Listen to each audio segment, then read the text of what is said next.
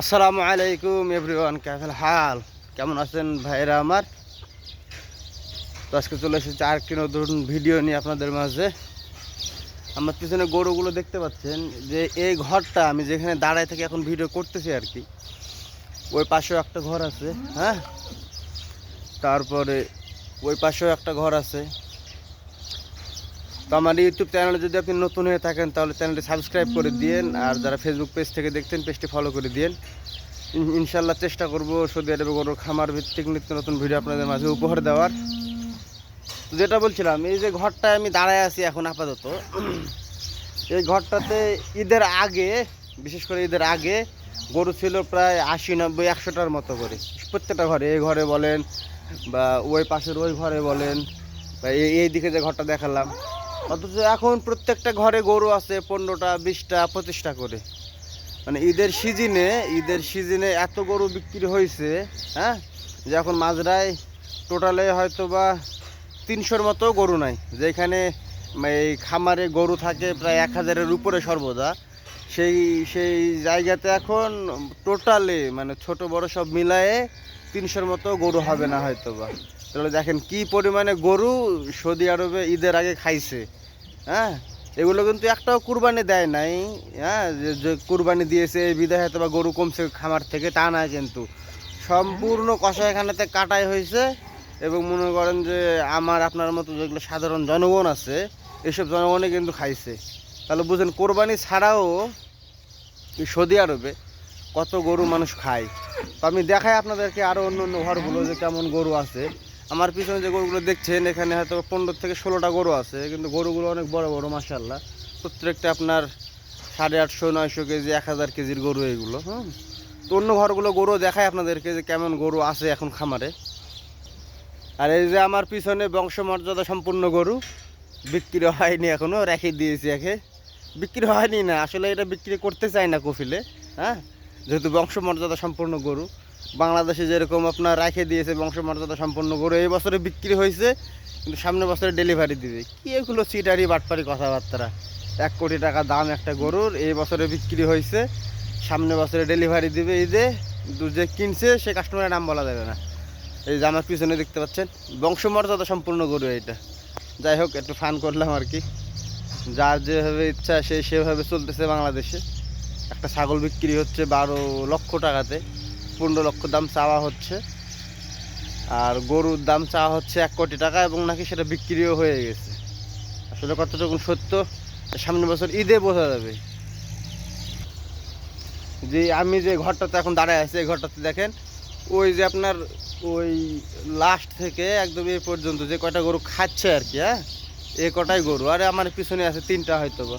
এখানে সব মিলে বড়দের কয়টা গরু হবে হয়তো বা 20টা গরু হলে হতে পারে। হ্যাঁ, আর বেশি না। কিন্তু ঈদের আগ পর্যন্ত, ঈদের আগে আপনার এই ঘরটাতে ছিল প্রায় 80, 90টা, 100টার মতো গরু, অথচ এখন আছে 20টা গরু। ওই আর আগের ঘরে আপনাদেরকে দেখালাম যে 15 থেকে 20টা গরু আছে। এই ঘরে আছে হয়তো বা 20টা মতো হবে হয়তো বা, সব মিলে সবগুলো খাচ্ছে সকালবেলা যেহেতু। তো এই তো আর কি, যে আপনার সৌদি আরবে এখন গরু এই খামারে বিশেষ করে খুবই কম, এবং কাজের চাপটা এখন কম আছে। এই যে ওই পাশে আপনার ট্রাক্টর দিয়ে খাবার দিচ্ছে আর কি, বড় বড় বস্তা এগুলো, তো হাত দিয়ে চারা আনা এসব সমস্যার জন্য শেওল বলে এখানে, কিন্তু ট্রাক্টর আসলে ওইটা দিয়ে খাবার দেওয়া হচ্ছে সাধারণত। প্রত্যেকটা ঘরে একই অবস্থা। এখানেও আপনার হয়তো 23-24টা মতো গরু আছে। এই পাশের এই ঘরে হয়তো বা 30টা মতো গরু আছে। তো খামারে এখন পর্যাপ্ত পরিমাণে গরু নাই হ্যাঁ, খুব কম আছে গরু। তো এখানে আপনার মূল কাহিনীটা একটা আপনাদের সঙ্গে আলোচনা করি আমি। দেখেন, এইখানে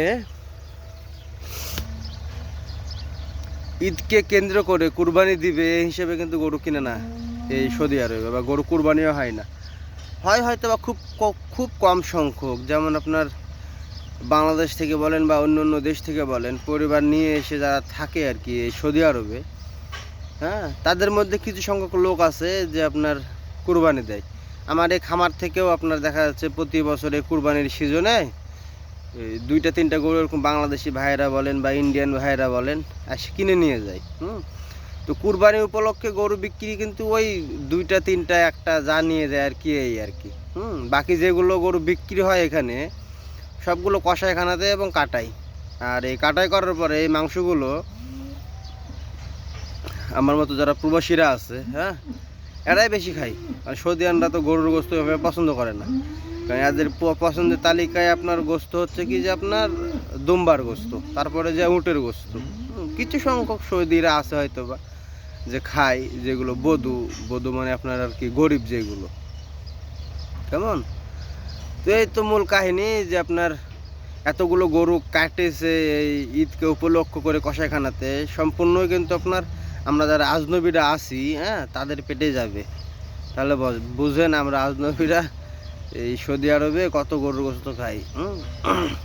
শুধু কি আমার যে কফিলের যে খামার সেখানকারই গরু বিক্রি হচ্ছে সৌদি আরবে তা কিন্তু না।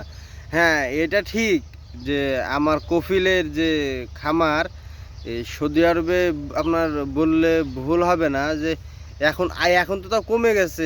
আগে প্রায় আপনার 80% গরু আমার এই কফিলের খামার থেকে গোটা সৌদি আরবে সেল হতো, 80%। কিন্তু এখন সেটা অনেকাংশে কমে গিয়ে 50%-এ চলে আসছে। যে সৌদি আরবে যতগুলো গরু আছে এদের ভিতরে গরুর গোস্ত যেগুলো বিক্রি হয় বা খায়, এদের ভিতরে 50% গরুর গোস্ত বা গরু আমাদের এই খামার থেকে এই গরুগুলো যায়। তো এই আর কি আপনাদের সঙ্গে একটু আলোচনা করলাম আর কি। ঈদের পরের দিনে মনে আনন্দ নাই, পরিবার ছাড়া ঈদ। এই তো এখন এগুলোই পরিবার কাছে আসতেছে, এগুলোই পরিবার, এখন এগুলোই পরিবার, এদের সঙ্গে ঈদ করা হচ্ছে আমাদের। তো ভালো থাকেন, সুস্থ থাকেন, ইনশাল্লাহ দেখা হবে নতুন আরেকটি ভিডিওতে। আর আমার ইউটিউব চ্যানেলটি সাবস্ক্রাইব করে দিয়ে পাশেই থাকেন।